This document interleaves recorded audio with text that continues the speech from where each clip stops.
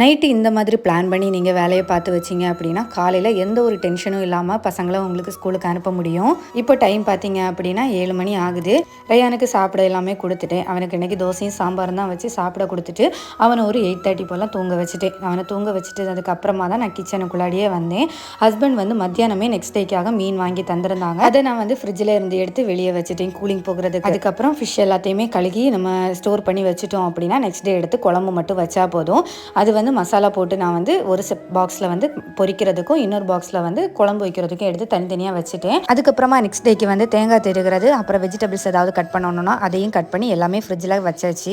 அப்போ next day நமக்கு எந்திரிச்சு ஃபுட்டு குக் பண்ணால் மட்டுமே போதும். இதுக்காக டைம் ஸ்பெண்ட் பண்ண வேண்டாம்.